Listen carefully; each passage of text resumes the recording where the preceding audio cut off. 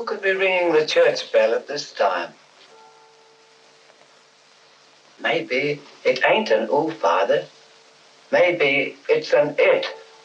And maybe it's tolling the bell. Oh, there's no such things as ghosts and monsters. Haven't I made that clear to you? Something tore the throats out of Charlie Rousseau's sheep, and that something didn't leave any tracks. Andy Trent here saw a weird glow moving across the marshes last night, and this morning he found 2 of his sheep dead. Their throats torn open. Maybe the same thing that killed Andy's sheep is tolling the bell. I was on my way just now to deliver a special letter at Penrose Manor when a strange light appeared on the road before me, then moved quickly across the marshes and faded into the mist. I turned the cart around and hurried back here. It's not real. First the light, and now the bell. There's a very sound and logical reason for the bell tolling at this time, and I'm going to find out what it is. You can drive me to the church pots. The letter can wait. No hurry. Nothing will harm you if you're with the priest. Is that true, Father? Ah, what you need is more faith and less imagination. Come along.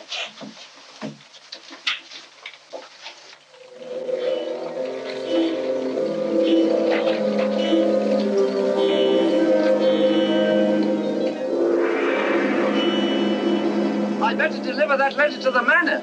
I'm sure it's important.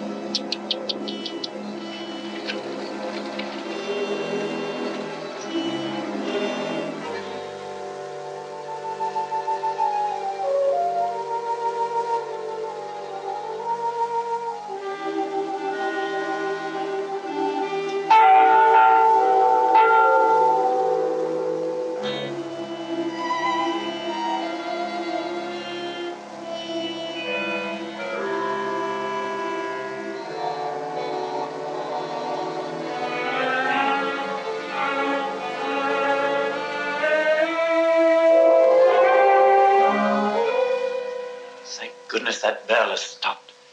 Odd, it's tolling at this time of night. I don't like it. What with this phantom roaming the marshes? I saw it again tonight. Who would that be?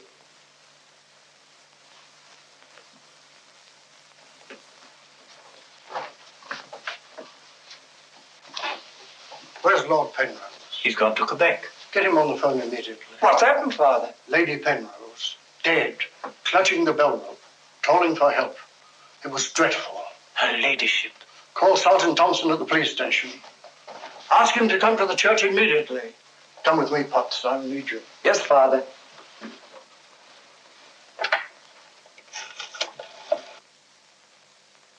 Operator, put me through to Quebec.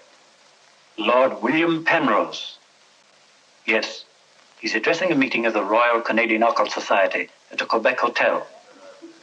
It's urgent, sir. Page? Yes, sir?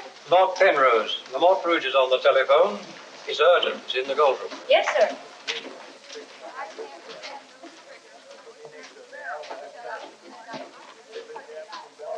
Gentlemen, as you know, the greatest obstacle in proving the authenticity of the occult lies in finding facts. However, if the facts are there, even the most hardened skeptic, provided he has an open mind, must finally acknowledge the actual existence of the supernatural. Do you admit that, Mr. Holmes? Facts are always convincing, Lord Penrose. It's the conclusions drawn from facts that are frequently in error. Yes, in the case of the Hound of the Baskervilles, as well as in the adventure of the Sussex Vampire, we found Watson, please. Oh, sorry.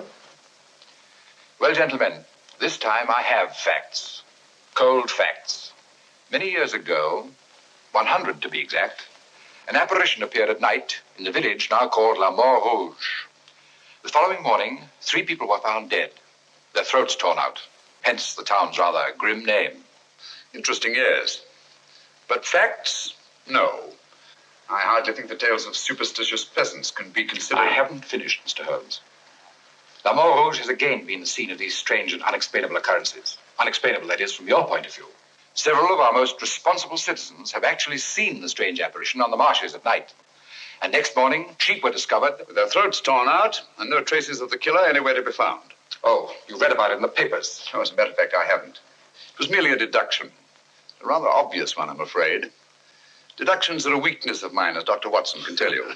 Would you believe it? Holmes can... Well, those are facts, Mr. Holmes. Ignore them if you can. But it's very urgent, sir. Okay, well, go ahead. Thank you. I never ignore facts, Lord Penrose. And I have no doubt that the incident of the sheep with their throats torn out is unquestionably a fact. However, the interpretation of this fact as being final proof of the existence of the supernatural is merely supposition. Therefore cannot be accepted without further data. Your opinions, Mr. Holmes, are undoubtedly the result of your inability to cope with something beyond the realm of your comprehension. So, man, I'm sorry, John, but this ridiculous skepticism... Yes, what is it, my boy? La Mort Rouge on the telephone, sir. Very urgent, my lord. Excuse me, gentlemen. I'm afraid, Lord What's quite understandable, Sir John. Lord Penrose is deeply entrenched in his beliefs. That's his privilege. Oh, hang it all, Holmes, the fellow was positively rude. Well, shall we see a little overwrought, Watson? I'm leaving immediately.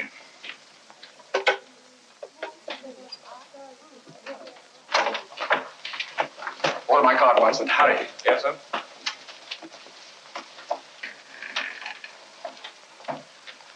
Gentlemen, my wife has just been found dead. Her throat torn out. In exactly the same manner as the sheep. This is terrible.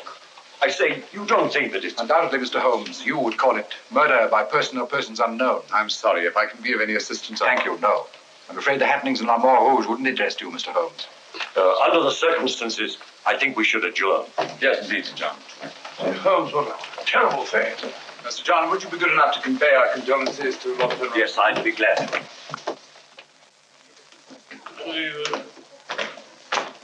Can't we get something to eat before we leave? You don't often get food like you do here. Don't you ever think of anything else besides your stomach? No, not often. I gotta get a paper. Morning. Good morning, sir. I imagine you'll be glad to get back to London, Mr. Holmes. Yes, indeed. Oh, by the way, there's a letter for you, sir. Thank you. Oh, here's something about Lady Penrose. She was found in the church with her throat horribly cut. Evidently dragged herself from the marshes nearby and tried to summon help with a bell rope. What's it? What is it, Holmes? Listen to this, Watson. Huh? My dear Mr. Holmes, I've every reason to believe my life is in danger. Yet, if you were to ask me how I know, I couldn't give you a logical answer. There is nothing tangible, yet like a terrible premonition, it is all so frightfully real. I heard of your being in Quebec, and I'm turning to you, a stranger, and asking your help in the frantic hope that you'll not fail me. Oh, who's it from? It's signed Lillian Penrose. Lady Penrose? A letter from the dead woman? Oh, what's it mean, Holmes? I should say that Lady Penrose lived in fear of her life. Some secret hidden in her past, in all probability. Oh, perhaps it isn't as simple as that. What if Penrose is right? I'm glad we're going back to London. Things like that can't happen in Baker Street. More's the pity, Watson. Huh? Do you know a village by the name of La Mort Rouge? Yes, sir. It's about 12 miles from here, up towards the falls. Thank you. Great Scott, Holmes. You mean you're going to take on the case? Quite. Telephone the airport and cancel our reservations, will you? Certainly, sir. Consider, Watson, the irony, the tragic irony. We've accepted a commission from the victim to find her murderer. For the first time, we've been retained by a corpse.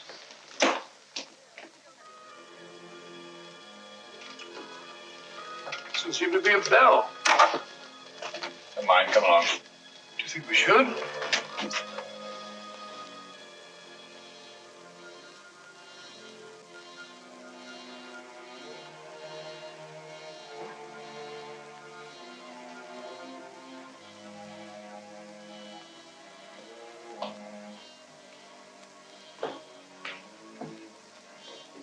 What a cold, cheerless-looking room.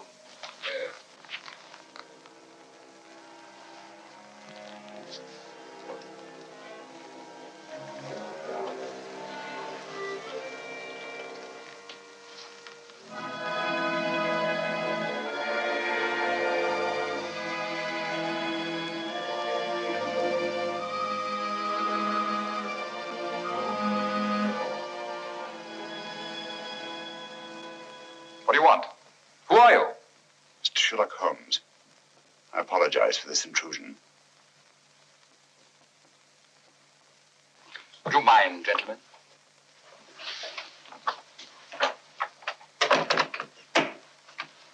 Holmes, is it your custom to burst into people's houses without ringing the bell? We couldn't find the bell, sir. If you've come here to use the death of my wife to prove your theories, I must ask you to leave. Penrose, I received this letter from Lady Penrose this morning.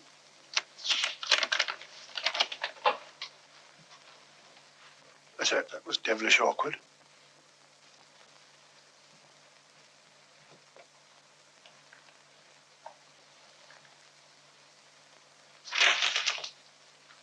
I'm afraid you're a little late, Mr. Holmes. My wife's dead.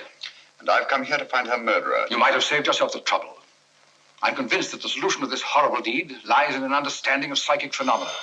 Although I don't expect you to admit that, Mr. Holmes. I assure you, Penrose, I neither believe nor disbelieve in anything, including psychic phenomena. If I could just see Lady Penrose, it might help dispel much of the mystery that surrounds these happenings in the morals. Drake! Why don't you answer the blasted thing? Sergeant Thompson has charge of the case. You'll find him at the police station. And now I must ask you to go and take your assistant with you. You'll excuse me if I don't show you out. Drake! Drake! Drake, where are you? What?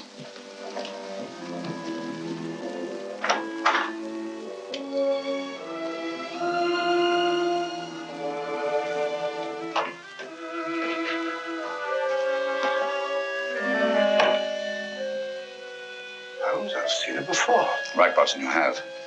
Yes, but where? Never mind that now. We must examine the wound before Penrose returns and has us thrown out of the house. Clumsy job. Just missed the jugular vein. It must have bled to death. And have bled for several hours, eh? Possibly more. Long enough for Penrose to leave Le Rouge and reach Quebec in time for the meeting? Holmes, you don't suspect I Penrose? suspect nobody, Watson. I was just asking a question. I beg your pardon, gentlemen. There is another who desired the death of her ladyship. I saw it last night in the fields, moving in and out of the shadows. You're the butler, aren't you? I was the butler. I've given notice.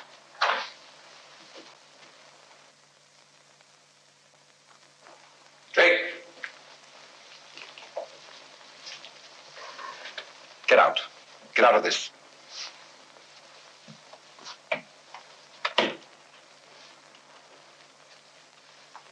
I trust you found what you were looking for.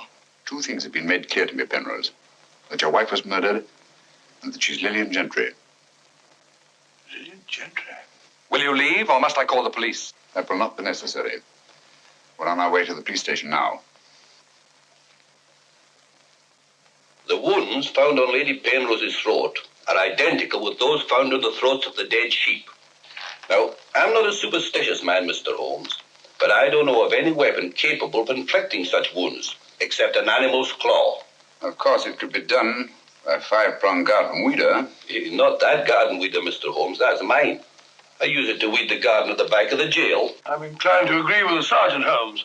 A weapon such as that would have severed the jugular vein, and death would have followed immediately. Lady Penrose lived long enough to drag herself to the church and toll the bell in a frantic effort to call for help. Yes, I know all about that. But there must be some logical motive instead of all these goblins and monsters. Sergeant, have you ever heard of Lillian Gentry? No, I can't say that I have, Mr. Holmes. She was a famous actress who came to America some time ago. She appeared for many years in the United States and Canada. Then suddenly she disappeared. Her disappearance was never explained, and she was soon forgotten. But what's the connection between Lillian Gentry's disappearance and the death of Lady Penrose? Lillian Gentry and Lady Penrose are one and the same person. The same person? Precisely. One more question, Sergeant. Do your files show anyone with a prison record living in Rouge? No, Mr. Holmes. The only person having any connection with a prison is Emile Journet. He came here 2 years ago with his daughter and bought the hotel. He was a guard at Talon Prison. Thank you, Sergeant. I hear there are a lot of prairie chicken in these parts. I'd like to have a bag of them someday. I think that can be arranged, though. Yes, we can stop over to the farmyard and you can shoot all the chickens you want. That's all very funny, Holmes. Here you are, old fellow. We're going to engage rooms at Monsieur Journet's hotel. Landlord! I say landlord! Place seems deserted. Won't be for long if you bill her like that. Landlord! Oh, sorry, Holmes. Got to try and make summer. Yes, monsieur. My dear, have you got a room for us? Yes, monsieur. Good. Sign here, please. I'll sign for us both. Well, thank you. You seem very young to be in charge here. Yes, monsieur. You are Mademoiselle Journay? Marie's your name, monsieur. My dear, you've been crying. Why? Papa's going away. Oh, come now. Is that such a tragedy? Did you cry if your papa were going away, Watson? I don't believe so. This way, monsieur. Bring your bags. Yes, of course. Wouldn't I be unhappy if my father would see my father here? Father died about 20 years ago in Cheltenham.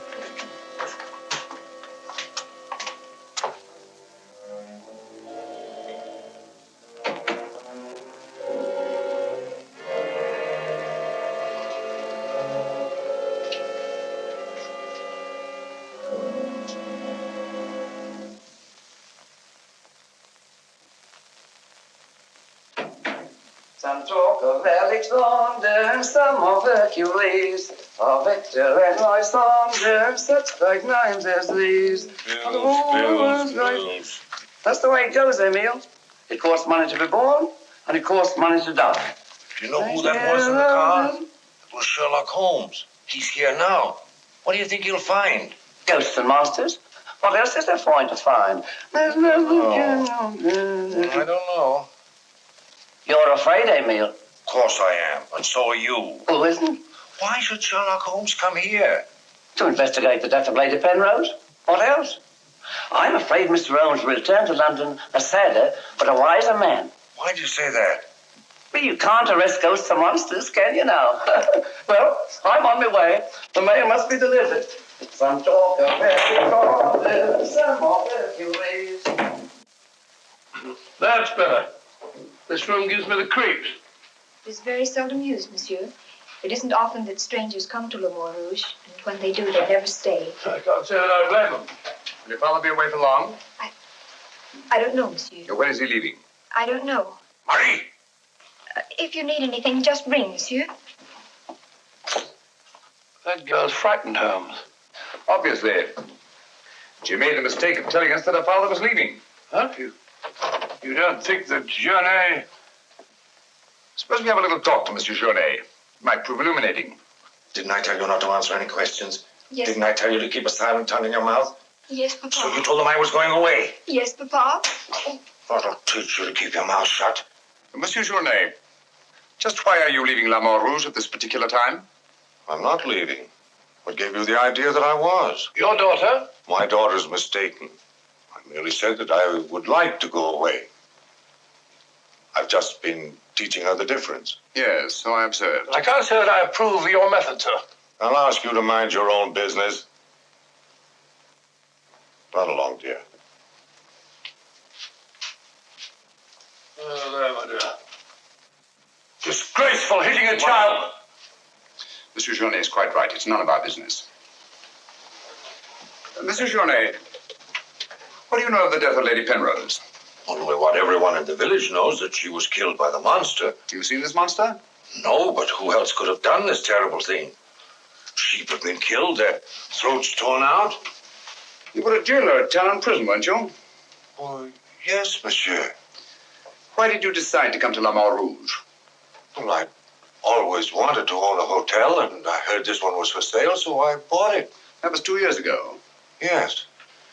I believe it was about the time the monster made his reappearance, wasn't it? Do you suspect me of being a monster, Mr. Holmes? No. I was just remarking a coincidence. I thought you didn't believe in those things, Holmes. Quite right, Watson, I don't. At least, not in the supernatural variety. Not the werewolf who bites into his victim's throat with his teeth. But, a monster who uses for his weapon of death a 5-pronged garden weeder. Yes, that's a little more in my line. I don't know what you mean. I mean that this monster's been recreated and used as a screen behind which to commit a horrible crime. Whoever did it felt certain that no suspicion could possibly fall on him. But my unexpected arrival upset his plans. Very possibly he became frightened, decided to run away. You're right, monsieur. I was running away. But not for the reason you think, but in fear of my life. And who would want to kill you? I don't know. It's like some terrible premonition. But it's so real. The very word it's in Lady Penrose's letter. Yes. That still doesn't explain this garden weeder. I swear to you, I know nothing about its being here. Haven't we better send for that fellow, Sergeant Thompson? No, Watson, that won't be necessary. Monsieur Journet knows as well as we do that you can't run away from yourself. Oh, would you be so good as to return this to Sergeant Thompson, monsieur? I took it away quite by accident.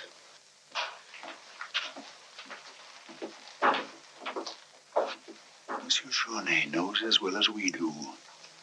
You can't run away from yourself. This fellow Journet seems a very frightened chap. Do you think he'd have any connection with Lady Penrose's murder? Time will tell us many things, Watson. And now, my dear fellow, there's something you can do for me, if you will. Anything, Holmes? I knew I could rely on you. I want you to mingle with the people in the cafe tonight. Find out all you can and keep a particularly sharp eye on Journet. But you sort of take over the case. That's right, old boy. I want to get a good night's rest before starting out again in the morning. Oh, and incidentally, make yourself as inconspicuous as possible, will you? Inconspicuous? You can depend on me.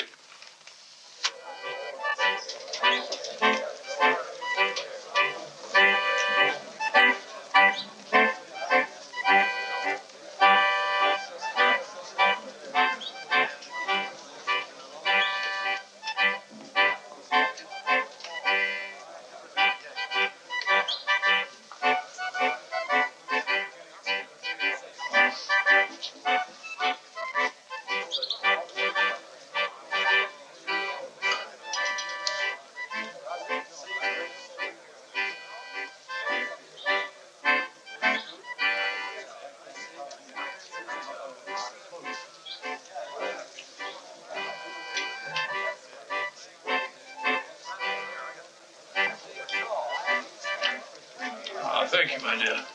I'm glad to see that the tears are all gone. Are you feeling better? Thanks to you and Mr. Holmes, Papa's not going away. Not going away? Oh, good.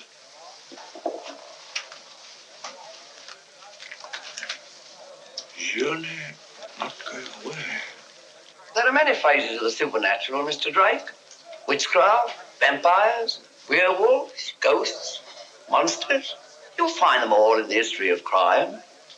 So I say to myself, Potts, this is the handiwork of the supernatural. I gather that your name is Potts, that you're interested in the detection of crime. Allow me to introduce myself. My name's Watson, Dr. Watson of 221B Baker Street, London, England. How do you do, sir? Here's the crime. Bigger and better crime. I deduce, my good man, that you're somewhat drunk. Yeah.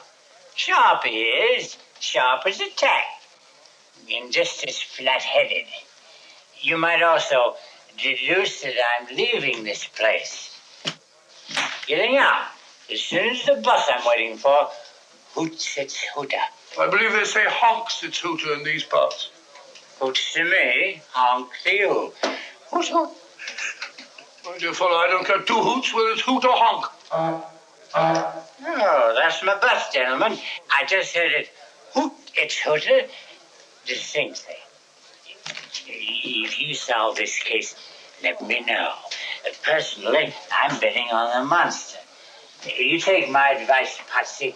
Get out of this place before they find you with your throat cut.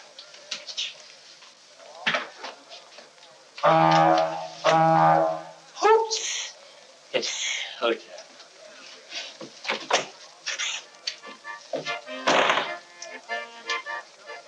Nervous? Well, the thought of having your throat torn out by some monster isn't likely to make you very gay, Dr. Watson.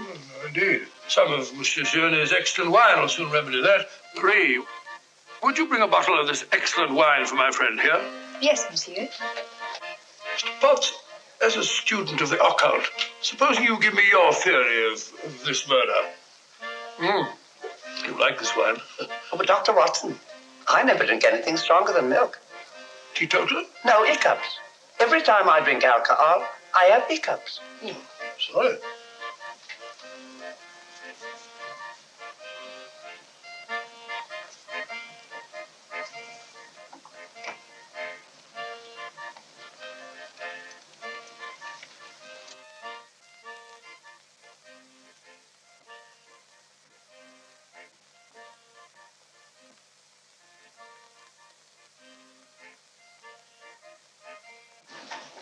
Mr. Holmes.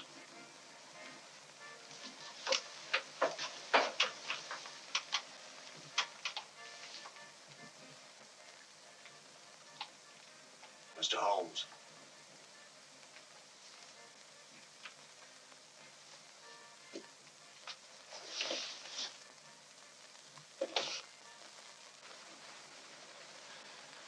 This circle is where the murder actually occurred. Yes, Mr. Holmes.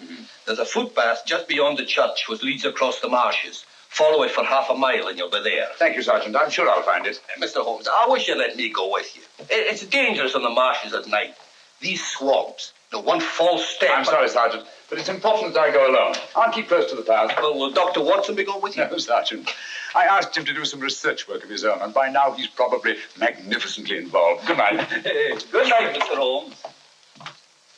But according to your theory, Dr. Watson, everyone in the village is under suspicion. Pardon me. It's quite all right. Oh, thank you. Murder is a very interesting study, gentlemen.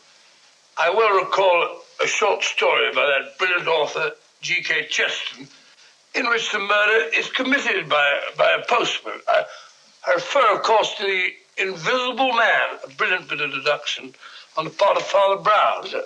I'm a postman. Precisely why I mentioned it, to illustrate the absurdity of assuming because one man in a postman's uniform is a murderer, any other man in the same uniform should be suspected. Thanks. Had me worried for a minute. Oh, filthy, flabbed it up. A child can see that this ridiculous monster has got you all afraid of your own shadow. I saw Lady Penrose. I wouldn't like it to happen to me. I'll be getting on. I'm going with you. Good night, Doctor. Good night. It's quite all right.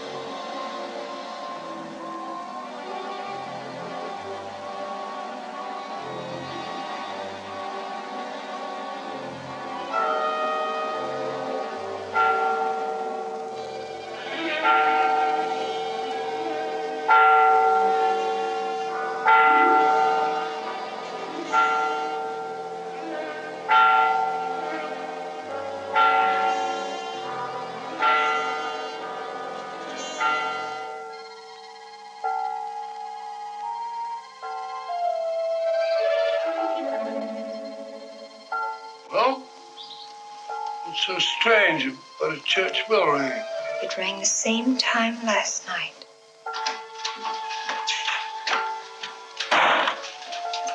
Excuse me, Dr. Watson. Can you tell me if Mr. Holmes is armed? Armed, my dear fellow? Why should he be? He's gone to bed. You're wrong, Doctor. He was out in the marshes alone. I tried to go with him, but he refused. But great Scott, if he runs into this monster and he's by himself, he'll get killed.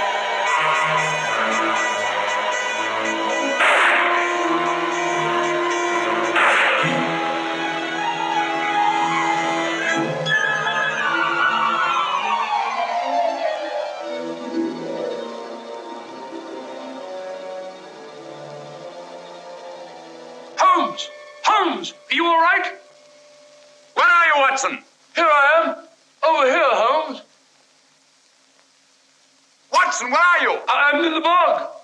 Oh, good gracious. Come here. Your instructions were to mingle with the people and stay in the cafe. Sergeant Thompson said you were out here alone, so I thought you might need help. Yes, so you proceeded to fall in the bog, eh? Fall? I was pushed into the blasted thing. Pushed by the most ghastly apparition. Came at me like a roaring furnace, with spitting fire in all directions. Before I could get my revolver, the thing was upon me. The next thing I knew, I was in the bog. Are you all right, Mr. Holmes? I heard shots. Yes, I'm all right, but Dr. Watson here seems to have encountered the monster. He has? Come on, old fella. We'd better get you out of these wet clothes and into a hot tub before you catch a deadly cold.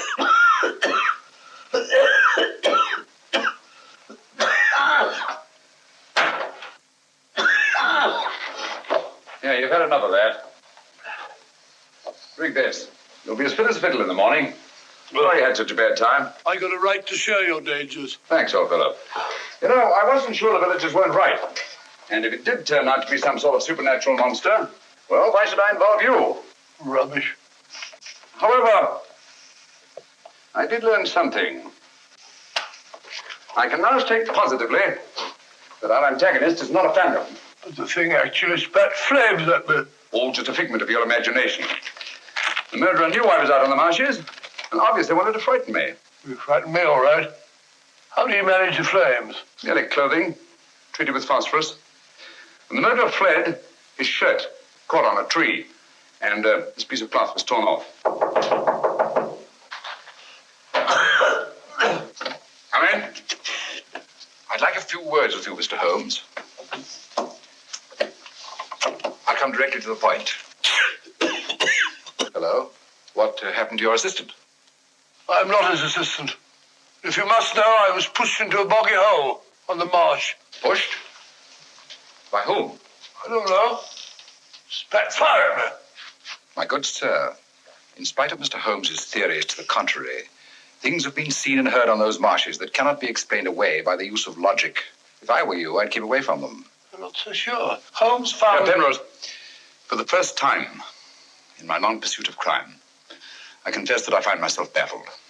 I'm a detective. I need tangible clues. And up to now, I admit I found none. And you won't. I advise you to leave La Mort Rouge. Tonight, you escaped with your life. Next time, you may not be so fortunate. Thank you for your considerate advice, Lord Penrose. Good night, sir. Excuse me.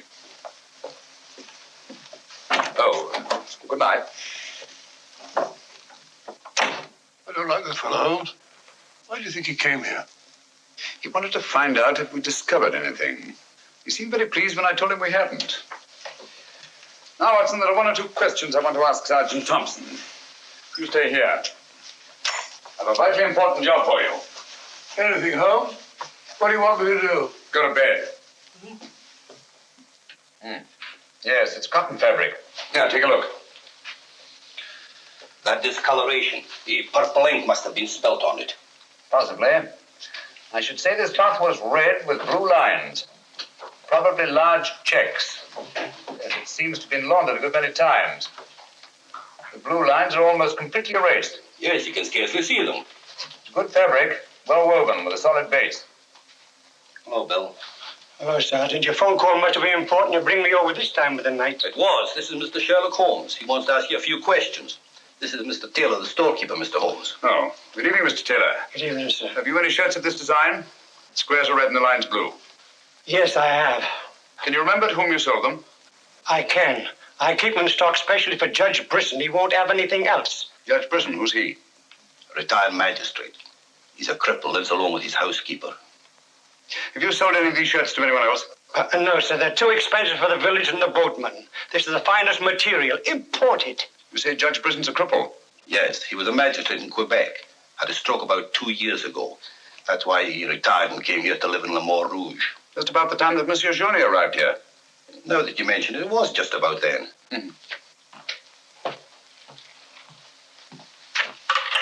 Hello, operator? Give me Judge Brisson's home, will you? Thank you.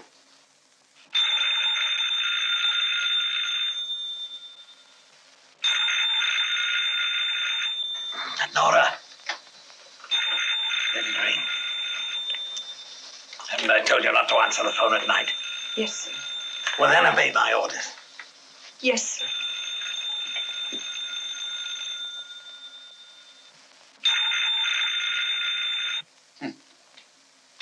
No answer. Where do you live? On the Marsh Road. But I don't advise you to go there after dark, Mr. Holmes. The place is a fortress and guarded by a savage dog. I think Dr. Watson and I will have to pay Judge Brisson a visit in the morning. Good night, gentlemen. Good night, Mr. Holmes.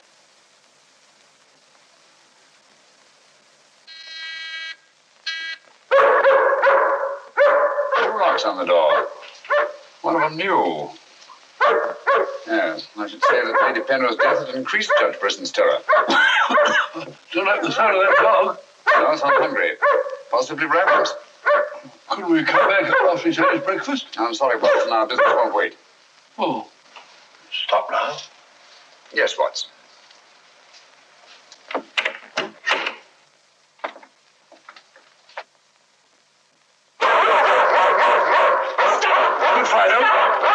Good morning. Good Winnie. Who is it? Sherlock Holmes and Dr. Watson. I telephoned Judge Brisson we were coming. You can't come in. He's given orders no one is to be admitted. You wouldn't want Judge Brisson's death on your hands, would you? No, sir. And you'd better let us in. I'll probably lose my job for this. Not after we've talked to Judge Brisson. My good woman, you keep an eye on that dog. Oh, don't worry, Watson. You know as well as I do. The dog won't touch you if you're with its master or mistress. Well, you know it and I know it. We're quite sure the dog knows it. Good dog. Happy dog. Nice, Winnie. Good, Winnie.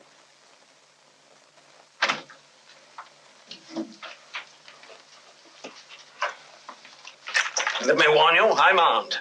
And I'm an expert shot. We didn't come here to harm you, Judge Brisson, but to protect your life. I told you over the phone this morning, Mr. Sherlock Holmes, that I did not want to see you. I don't want to see anyone. But I want to see you. Stay where you are. Nora, show these men out. Judge Brisson, if you'll answer a few questions, I may be able to save your life. I have the fullest confidence in my own defenses, and I will not trade them for any theories of Mr. Sherlock Holmes, however plausible you make them sound. Now get out, will you? I'm sorry. Under the circumstances, I'm helpless to prevent your death. Almost certainly by violence. Come along, Watson.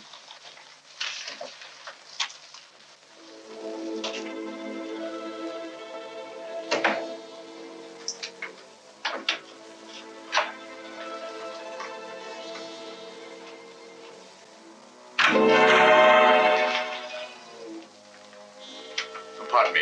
May I trouble you with that envelope? I must have dropped it.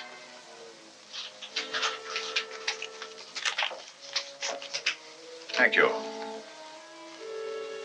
You're a very clever man, Mr. Holmes. A crude device, Judge Brisson, but it's confirmed my suspicions that you're not the cripple you pretend to be.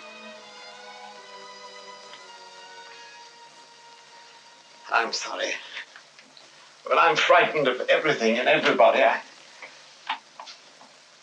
Why don't you sit down? You want to get shot, Holmes? Come in, Watson, and close the door.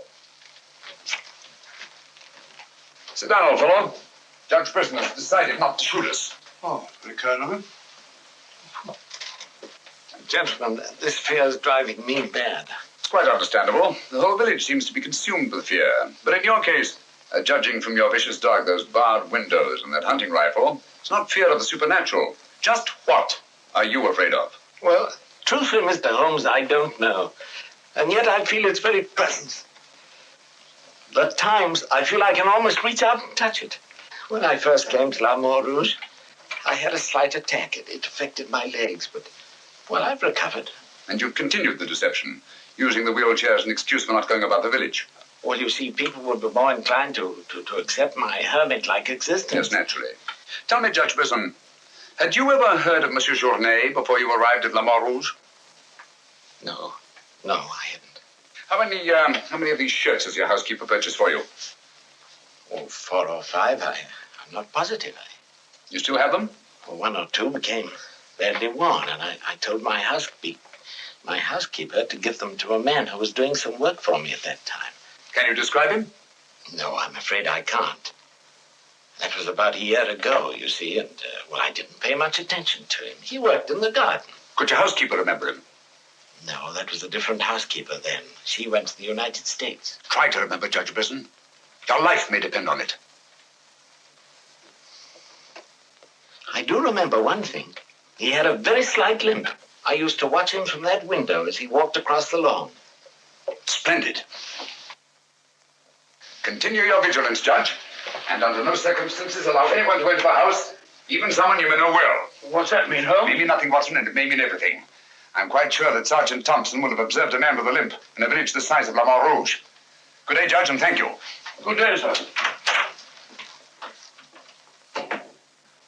I'm sure Sergeant Thompson will have observed a man with a limp in a village the size of La Rouge.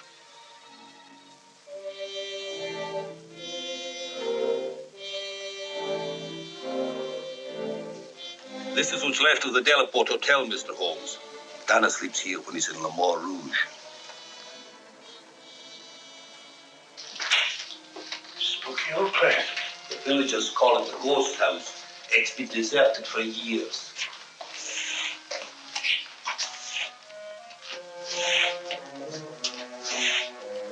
He walks with a limp. A left foot, I think. To the trained ear, Sergeant, footsteps have a characteristic rhythm as identifiable as fingerprints.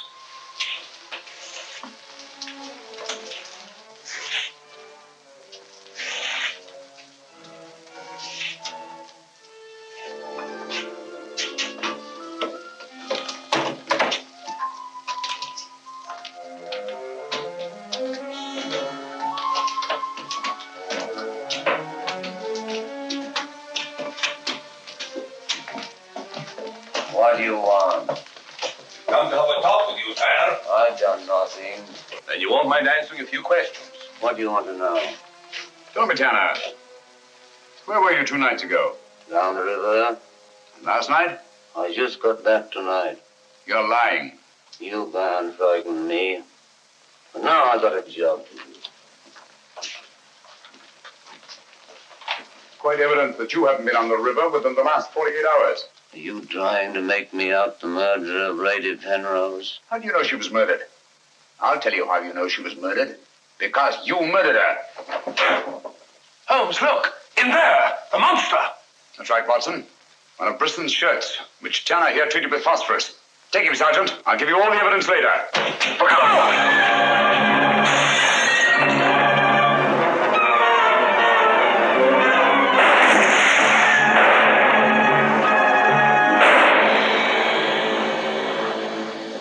You going, Sergeant? I'm sure of it. Come on.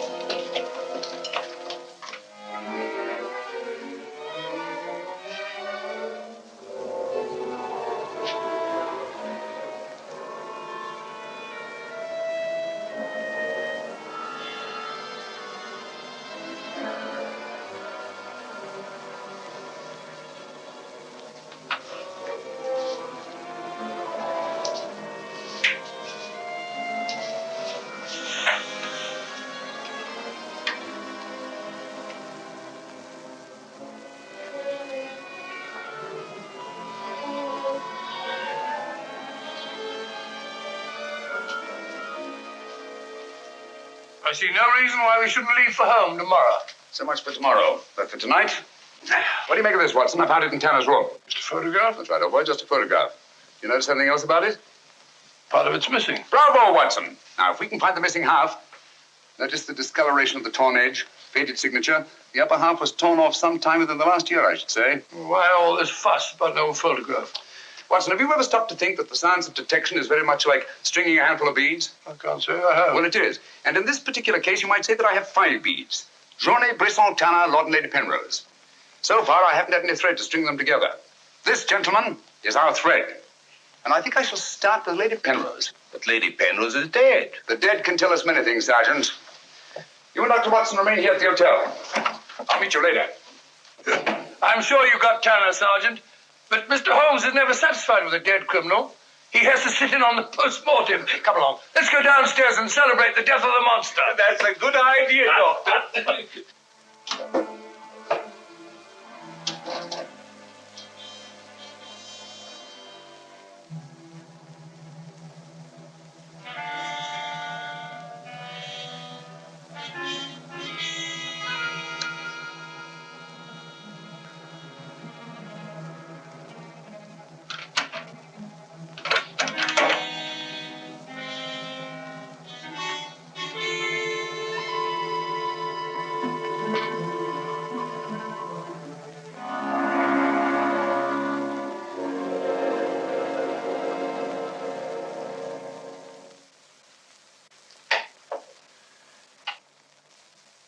So the great Sherlock Holmes becomes a common thief. You realize, of course, that I might have shot you. I knew that you'd refuse to see me, so naturally I had to take that chance. Tell me, who is Alistair Ramsden? What has he to do with your being here? Perhaps this will explain. Found the lower half in a room occupied by a boatman named Tanner. The upper half was in Lady Penrose's safety box. Alistair Ramsden murdered a fellow actor in my wife's company. He was sentenced to life imprisonment. The whole thing was a great shock to her. So she retired from the stage and you married her shortly after? Yes. Where and when was this murder committed? In Quebec, 5 years ago. Ramsden was shot 3 years later trying to escape from Talon prison. His body disappeared in the St. Lawrence. Was it ever recovered? I don't believe so. Penrose, Alistair Ramsden and Tanner are one and the same person. What? It was he who sent the upper half of that photograph to your wife as a warning. What could my wife have in common with a murderer? Yet he killed her. He killed her? Yes. The monster was none other than Tanner himself. We found a shirt impregnated with phosphorus in his room. Tonight, when we faced him with the evidence of his crime, he bolted and jumped out of the window into the river. Sergeant Thompson fired a couple of shots at him. He's dead? In a way, yes. I don't understand. Tanner is dead only because he was discovered, and had therefore outlived his usefulness to his creator. But I'm afraid that Alistair Ramsden, the actor, who created and played the part of Tanner, is very much alive. But surely, now that you know who the murderer is, the police... It's not quite as simple as that. During the time he's lived here, Ramsden has undoubtedly established another character for himself, perhaps several others, who are by now familiar to the people of the town of Le Mans Rouge and quite above suspicion. He could be almost anyone in the village. He may even have been your butler, Drake. This is fantastic. Yes. Yet Lady Penrose's death is only the beginning. There's no saying where this madman will strike next. Tell me, is there anyone else in Le Mans Rouge who may have been connected in any way with the case of Alistair Ramsden? Judge Brisson was the magistrate who tried and sentenced him.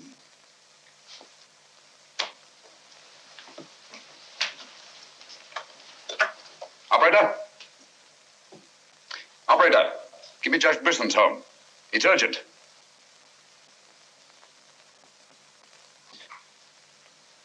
Judge Brisson, this is Sherlock Holmes. Oh, yes, Mr. Holmes. Oh, I'm quite all right, thank you.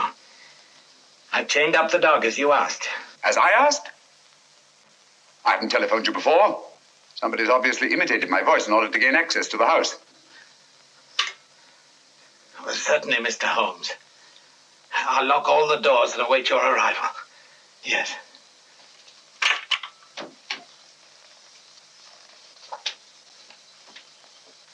Nora! Nora!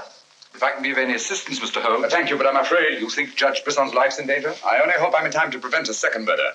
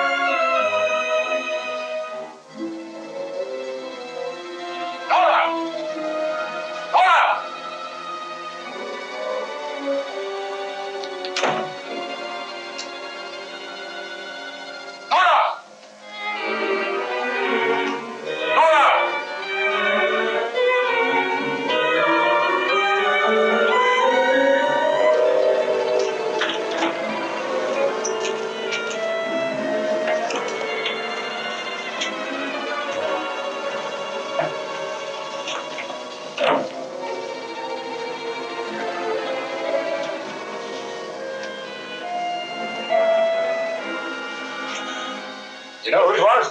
I don't know. I don't know.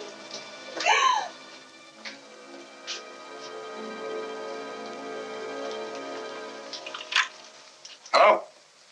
Operator, Monsieur Jaunet's cafe. I want to speak to Sergeant Thompson. It's urgent.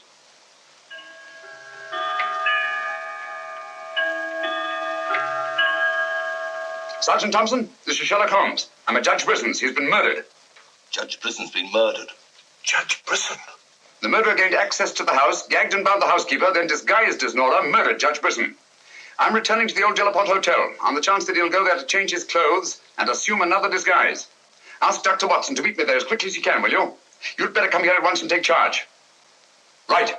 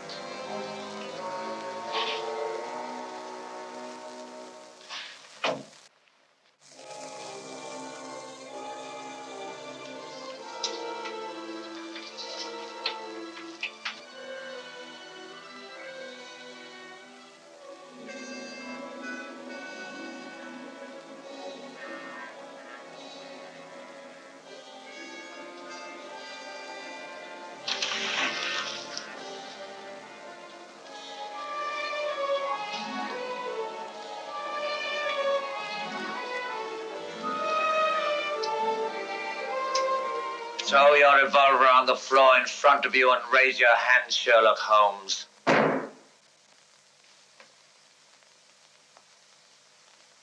I should have thought you would have felt more at home in the spotlight. I see you finally identified me. Jack Tanner and Nora the housekeeper were brilliant. You should really take a bow. It's too bad you appeared on the scene when you did, and I had to ring down the curtain on the monster. Your recreation of the monster of La Rouge as a means of murder must have given you great satisfaction. Why did you kill Lady Penrose? I see no reason why I shouldn't tell you. I couldn't bear the thought of another man possessing her. And Judge Brisson? During the trial, I grew to hate him. And when he sentenced me to prison, I vowed that someday I would escape and kill him. I see. Obviously, you planned still another murder. Otherwise, you'd have returned to the safety of your first disguise and defied me to find you. You're right. I am. There were 3 people in my life who had no right to live. 2 have already died. The 3rd remains. Tonight, I shall kill him. Mr. Holmes, I've always had the greatest admiration for your talents. Thank you. Your performance in this case has also been brilliant. So brilliant that I'm afraid I'm going to have to ring down the curtain on it a bit prematurely. Mr. Ramson, we are artists in our fashion, not creatures skulking in alleys. If our positions were reversed, I shouldn't think of sending you to your death, lacking a few stray pieces of the puzzle. What do you want to know? The name of the 3rd person. I have no objection. If there is a hereafter, which I doubt, you and he will meet very soon, Mr. Holmes. The name of the 3rd person is...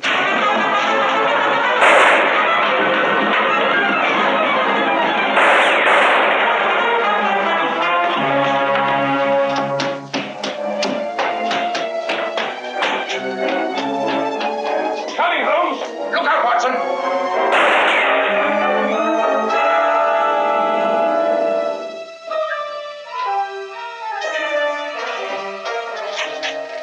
All right, Watson. Where is he, Holmes? Gone. Thank heavens you're safe. Thank heaven you came and you did. this, Watson. Got it.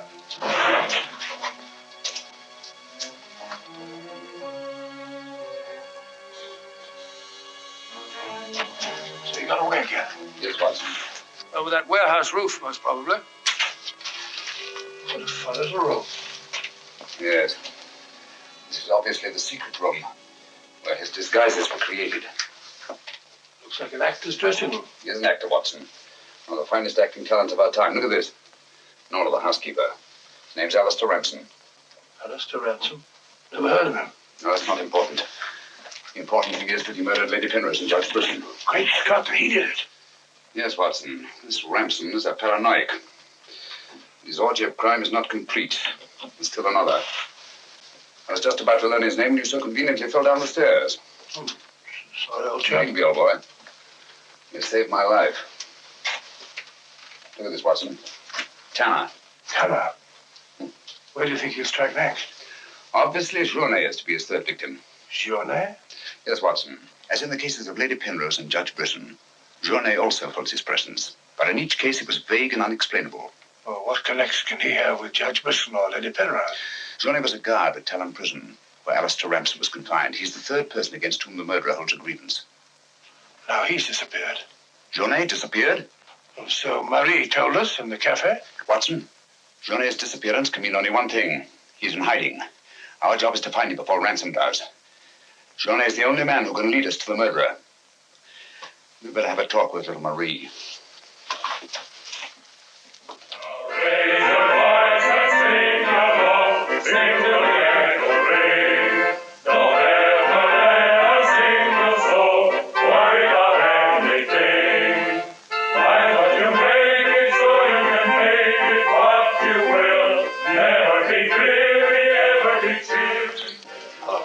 Have you seen Marie? No. Have you seen her? Can't say I have.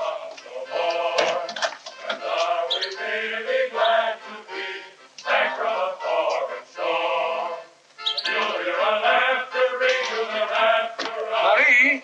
Watson.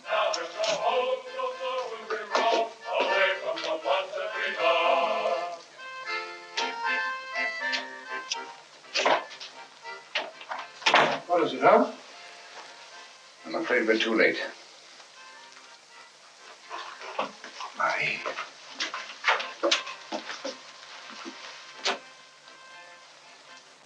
Don't touch anything, Watson. Murdered in exactly the same way as Judge Brisson and Lady Penrose. Poor innocent little child. I should have prevented this.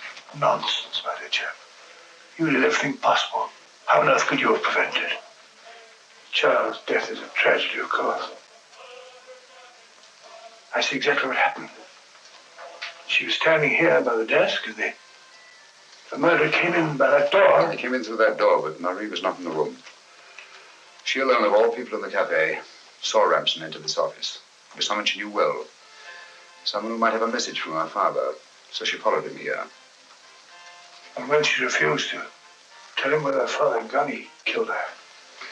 Ransom already knew that Journey had disappeared, but he didn't know where. When he questioned her, she became suspicious, and it was then that he killed her. Telephone Sergeant Thompson, will you? This is Judge Brisson's. Ask him to come here at once. And see that no one leaves the cafe until he gets here. The murderer may be among them.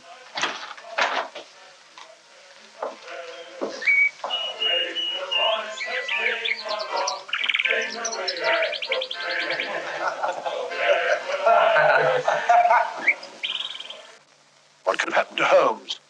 He's been away all day. It's very unfair of him keeping me in suspense like this. He knows how worried I become. He continues to do it, and do you know why? He actually enjoys making me miserable. Half a mo.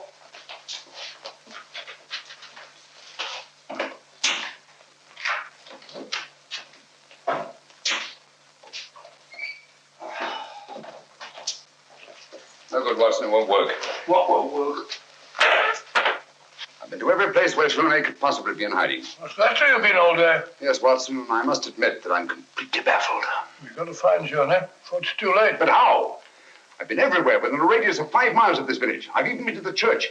in the hope that he'd disguise himself and attend mass. He may have gone to Quebec. Every road's covered. He hasn't left this vicinity, of that I'm certain. All right, I'll answer it. Hello? Hello?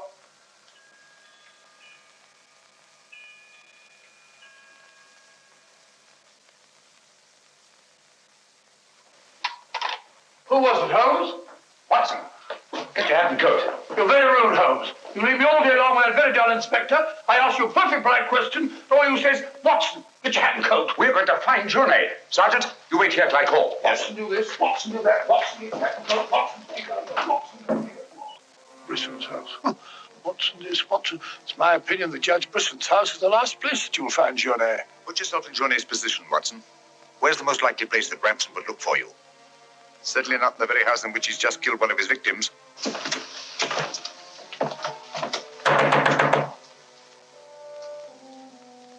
Journey! Journey! It's Sherlock Holmes and Dr. Watson. We are here to help you. I don't like the look of it, Holmes.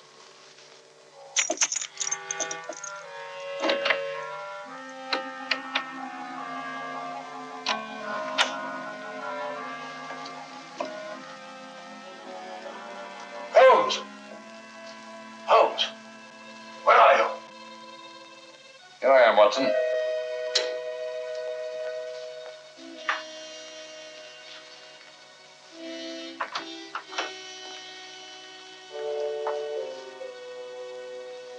Johnny! What do you want? We've come to help you. How did you know I was here? When you called your hotel just now, I answered the telephone. The chimes of Brisson's clock here merely confirmed what I already knew. You must return with me to the cafe at once. I'm not leaving this house. The murderer's waiting out there in the marshes to kill me the moment I leave here. Naturally, but first you must have the opportunity. If you return to the cafe, he'll have that opportunity. It's the only way we have to apprehend the murderer. What if I refuse? Journey, what I have to say to you is not going to be easy. Marie... What? Murdered. Now you know why you must return. This fiend must be brought to justice. Justice? This monster kills my poor innocent child, and you talk of bringing him to justice. Will that compensate me for the death of Marie? If it's the last thing I do, I'll kill him with my own hands. You can't take the law into your own hands. Once you return to the hotel, he'll make an attempt on your life. Then we'll get him. How will we know who he is? We already know. It's his disguise that we haven't penetrated. Who is he? Alistair Ransom. Recognize the name? He attempted to escape from Talon Prison when I was a guard there. Journey, if you don't want to remain in hiding for the rest of your life, you must return to the hotel and help me to put an end to this monster for all time. Come. Let's go. Good. Put an end to him. How are you going to do that, Holmes? I'll tell you both about it on the way to the hotel. So you're really leaving, Doctor? Yes, Sergeant. Gentlemen, Mr. Sherlock Holmes and I are leaving immediately for London. It's extremely regrettable that the murderer has escaped us, but all our cases cannot be crowned with success. I'm extremely sorry, gentlemen. Have you no idea where this fiend has gone? Mr. Holmes is of the opinion that he's escaped across the border to the United States. It may be years before we can trace him, if ever. Oh, Jenny, just a minute. Our bill, please. Bill? Yes, Mr. Sherlock Holmes and I are leaving immediately. Oh, I'm sorry, Dr. Watson. I'm just on my way to the church to offer a prayer for Marie. I'll forward your bill to you. Yes, of course, my dear fellow. I understand. We leave our address at the desk. Goodbye, Mr. Potts. It's been a great pleasure knowing a man of your intelligence. Thank you, Dr. Watson. It has been most stimulating talking to one of your vast experience. Oh, thank you. Let's hope that we shall meet again someday and continue our little chats on crime. It would be most exciting. Oh, by the way, Mr. Holmes would like to see you for a minute in his room. Yes. I'll show you where it is. It's the second room on the right up there. Thanks. Emile, it's me. Potts, do you mind if I walk part of the way with you? It's a bit frightening out here. It's these marshes. This is almost the very spot where Lady Penrose was attacked. 3 deaths in 3 days.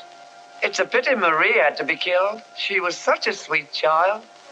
3 deaths in 3 days. And still one more to be accounted for.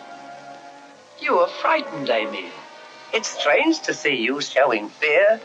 The man I hated at Talon Prison.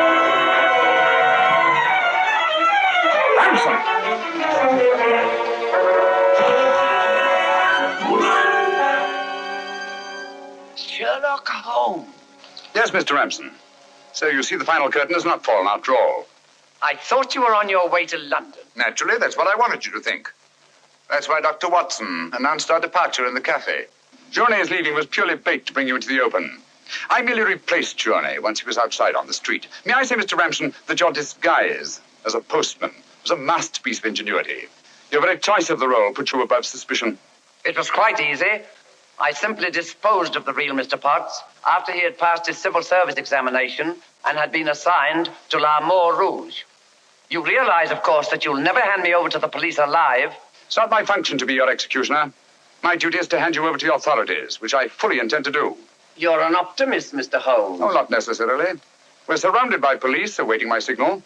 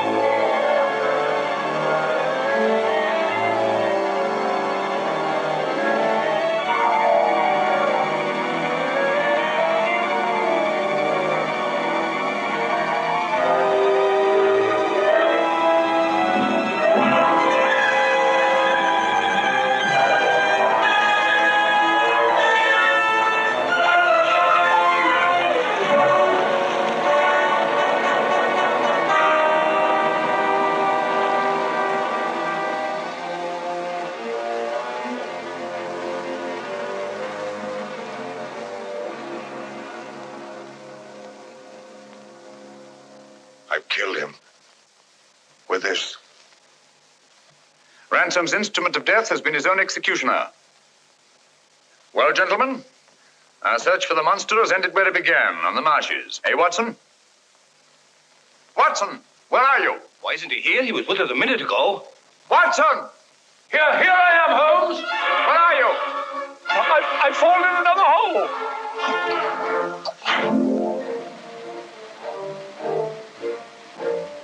I should like to have seen a bit more of Canada before we sailed, Holmes.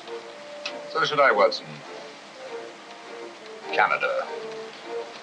Linchpin of the English-speaking world, whose relations of friendly intimacy with the United States on the one hand, and their unswerving fidelity to the British Commonwealth and the motherland on the other.